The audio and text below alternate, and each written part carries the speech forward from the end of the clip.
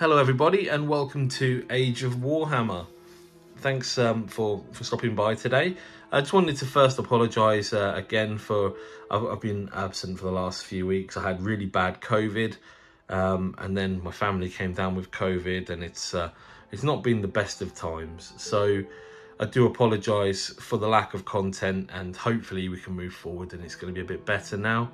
But also the other authors for the channel, they all came down with COVID as well, so it's been a bad time. It's what happens when you have like that close-knit sort of group, and it's not quite a large group, so we've managed to all come down with it at roughly the same time, which sucks.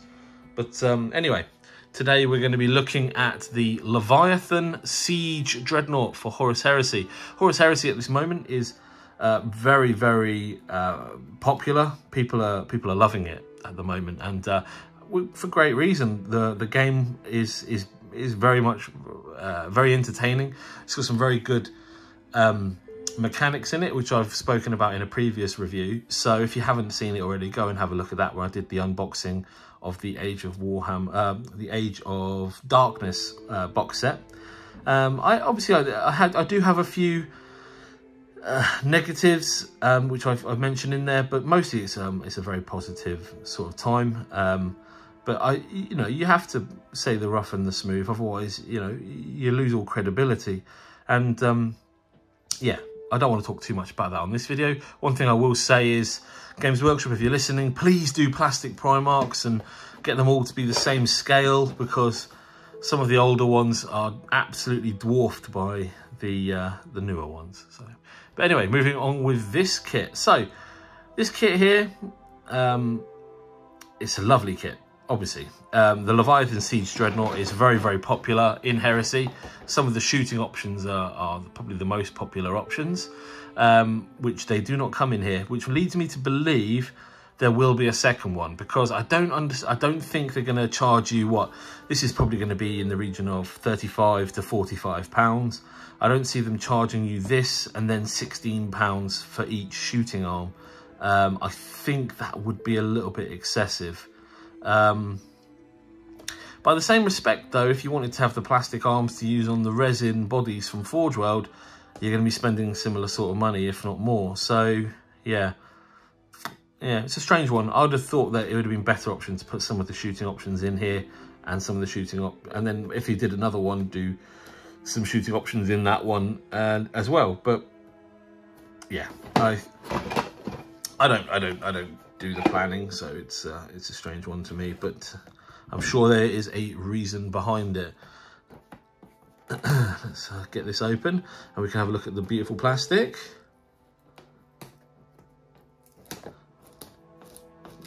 And while I'm unwrapping this, I can say thanks everybody who supports the channel and subscribes. We actually just this week we've hit 1,000 subscribers, so thanks ever so much for that. It means a lot to me. We've only been doing this for a little while now, and it's been mostly being spread by word of mouth, I believe, and we seem to be doing quite well, which is lovely, because I know there's a lot of places out there which demand your time, and it's very, very nice of you to spend some of that with us. So thank you again, everybody who subscribes, and thanks everybody who does actually view the videos as well. But please, if you do view the videos and you haven't subscribed yet, it'd be lovely if you could come and join us, because we've got lots of stuff coming up which is going to be very entertaining. So anyway, moving on with this. So this is the Leviathan Siege Dreadnought with claw and drill weapons, and it's a bit chunkier than some of the other kits, and we can see why. Oh wow. So it's got a nice base. We know what these do. I'm not going to go too much into that, and we've been through the box, so I'm going to put that to the side. There we go. So we have the instructions and a transfer sheet. I'll come back to both of those shortly. For now, let's have a look at the important bit. So you get 4 sprues. 4 sprues. Wow. 4 sprues. Let's start with the top one, shall we? So this one looks like it's part of the torso and upper arms as well. You've also got the cod piece. I guess you could call it that. That looks like it's a Chaos themed one, but there's also like an Imperial one there. Up here you've got Volkites and a missile launcher. There's the head, split down the middle. Not the biggest fan of that design cut, but I'm sure with a bit of filling it'll be fine. There we go, different torsos again, so that's good. So there are options on here, which is nice, and we've got some more of the Volkites, which are built into the body, if I remember. So there we go. It's the first sprue. These are the rims which go around the top of the shoulder pads. If you saw on the front cover, let me see if I can just get that back over here so you can see. Dum da dum. See, just there where my thumb is. So yeah, that's where they go. So yeah, we're going to get this built up in the next few days. I'm actually going to use this, personally I'm going to use this in 40k. I've not jumped back onto 30k just yet because I was hoping for some Mark II. Because I wanted to do like a pre-heresy sort of force for the Ultramarines. And I wanted to do a White Scar force as well. And with all of their supply issues, they were stuck with Mark II until the heresy. So I'd like to do those as well. I also want to do some Night Lords, which I suppose there could be a bit of... Oh, anyway, I'm drifted off. Sorry, my apologies. Let's go back to what we're looking at. So yeah, here is more of the the Dreadnought. So here's a nice back bit. Here's its chest down here. It looks like another sort of like gimbal, potentially like a rotation point. Probably the waist by the looks of things, by the size of it. And there we go. These are the arms, so the arms will pop into here. Nice vents. Yep, there we go.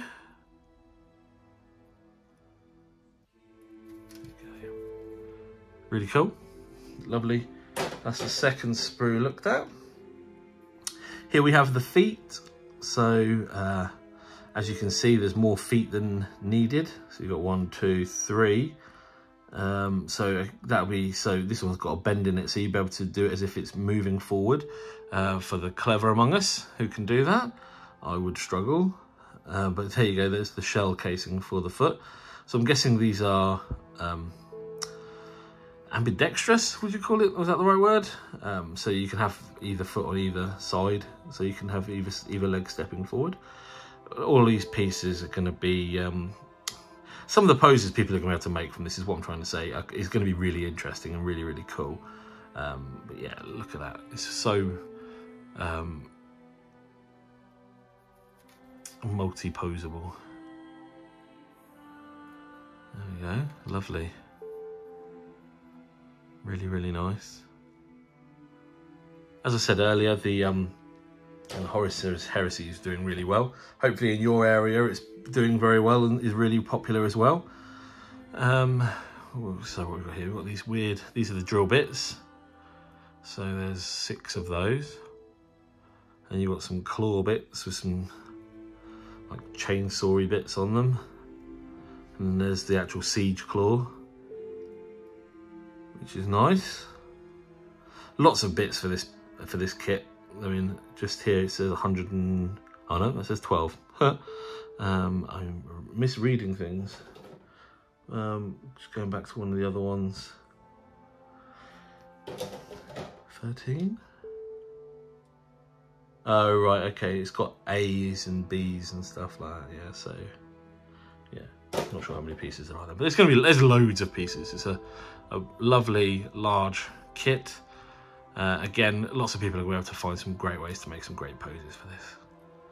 So there we go. Let's have a look at the instructions then. That'd be really cool.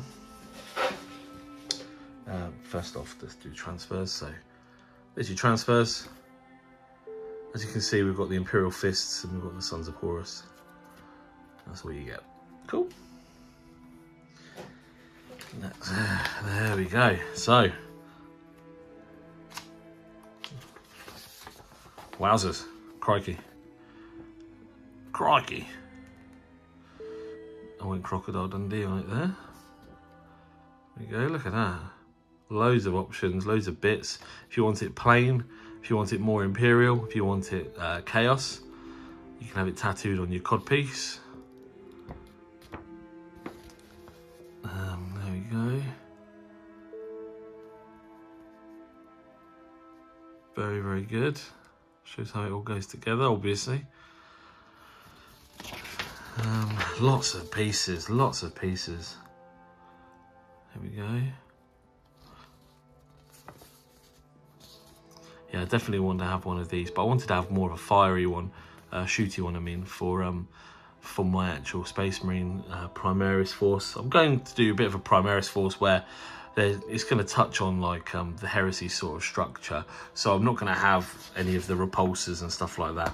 It's almost like I'm going to be treating the Marines as if they are true scale Marines in a new form of armor, as opposed to yeah, but I'm just going to use like heresy vehicles and tanks and stuff like that, and none of the grav stuff, because it's not that I don't agree with it, I'm not a big fan of them. They're lovely models, do not get me wrong, but I just think the aesthetic, I liked the whole track and DAC sort of thing. But yeah, there we go. And there we go, that's it together, and the back. So yeah, really lovely kit, really nice. So yeah, once again, that's everything in there other than the base, which I'm sure you know how that works. There it is. So the Leviathan Siege Dreadnought, again, really lovely kit, really popular at the moment, the Horus Heresy. This is going to sell like, well, like something very hot that people like a cake. So it's gonna sell like hotcakes. It's gonna sell really well. The Heresy at the moment is just massive.